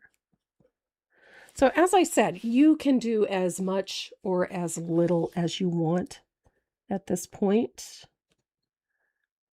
I love the diagonal lines in this, but I also like the idea of having it look a little less streamlined or smooth. And so you've got these little stray hairs that sort of meander around. It just makes things look a little more true, I guess.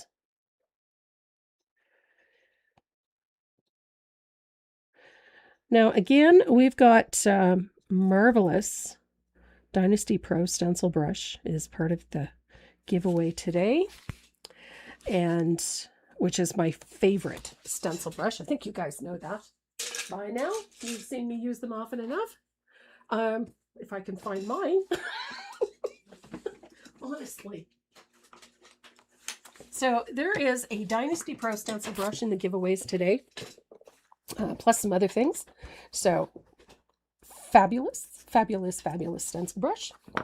So one more step, And this is done. We're going to finish off the aging on the edges. I need a stamp pad. And Renee's going to get the wheel ready. So I've got a Stays-On stamp pad. You can use either black or brown. Either works fine. So if you're not going to frame it, this is a really great way to finish the edges. But if you are, it's just fun to do, but it will look great regardless.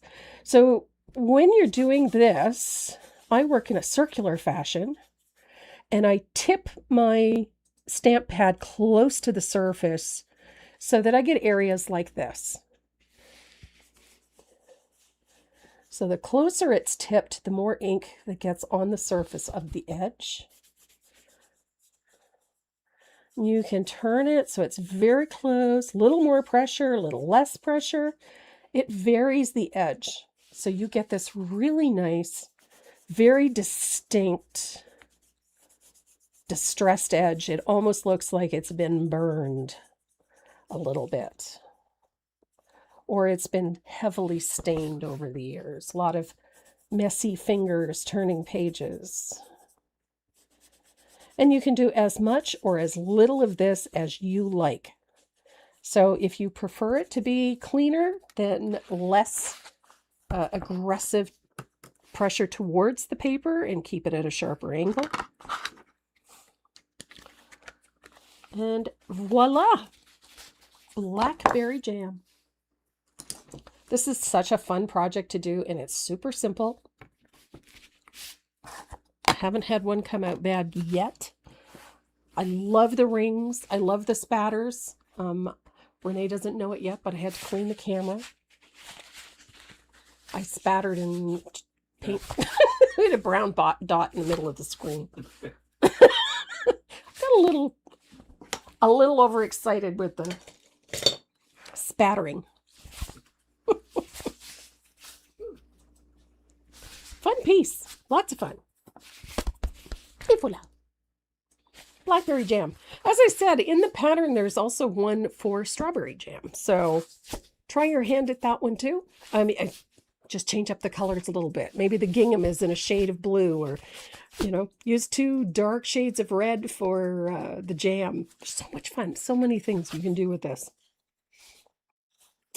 Wow. That wheel looks like it's loaded. It's full. Well, it's not full, but... Yep, but it's loaded. I can fit 10,000 names on there.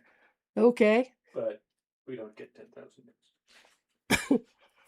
I'm not sure I would want 10,000 names on that wheel. You wouldn't be able to read it. I can't see the chat from there. Did any?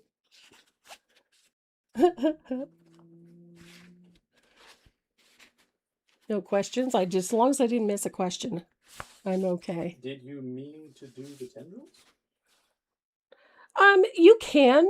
It's a little vine there, but when I did it on the other one, I just used my Posca pen to darken it a little bit. Just like so. Do the same thing for that leaf. Just to darken it. Don't forget, sign your work. Thanks for the reminder.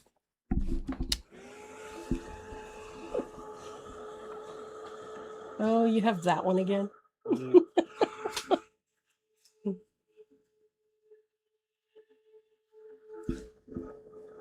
Okay, are you ready to go? Whatever you are. Okay, spin the wheel. Okay.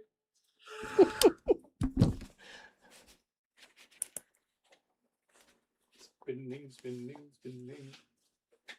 And it stopped. And the winner is Bonnie Duncan. Bonnie Duncan. Awesome. Bonnie, don't forget to hop over to the website, click on the little speech bubble in the lower right-hand corner of the screen, and send us your shipping information, please, so that we can get your goodies out to you as soon as possible. As always, when it comes to the giveaways, if I don't have your shipping information, I can't send it to you, and we hang on to them for 2 weeks. And if I don't get an address, they go back in the bin. Somebody else gets a team. And somebody else gets jets.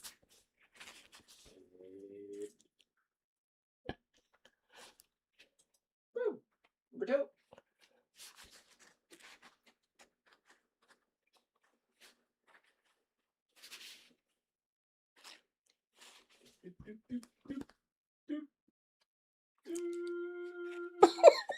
Donna Pauls. Awesome, Donna. Well, I will tuck that into the box that we're sending you for your group. We will get that out to you this week. Oh my goodness. Your box is sitting here. So I will tuck your goodies in, and they will be out this week. All right. Who am I missing? Anything I'm missing? Okay. Medication? That's probably true. That's probably true. Okay, guys, that's it for us today. If you are not already subscribed to my YouTube channel, please do so. Go over to Tracy Morrow Design on YouTube and click on the big red subscribe button and turn on your bell notifications so that you are notified whenever we go live or whenever we add new video. And on Tracy Morrow Live, if you're on Facebook, please hit the follow button. We would love to have you join us every Saturday at 12 noon Eastern Standard Time. We go live with a new project, all kinds of fun things. And of course, I have some really generous sponsors in Dynasty Brush and in Decor, and they provide us with all kinds of goodies to give away each week. So if you are not part of my Tracy Morrow Live or my Tracy Morrow page, please hit the follow button. It helps us make sure that we can continue to do these lives. So thank you everybody for coming and joining me. Have a fantastic weekend, and we'll see you next Saturday, same time, same bat channel. Have a great weekend. We love you. Stay safe. Pet your dog. And pet your dog. Always pet your dog. Always pet your dog. And your kitties. Big enough. Yeah, she's up in the window. She's up in there. She already stuck her nose in and said hi.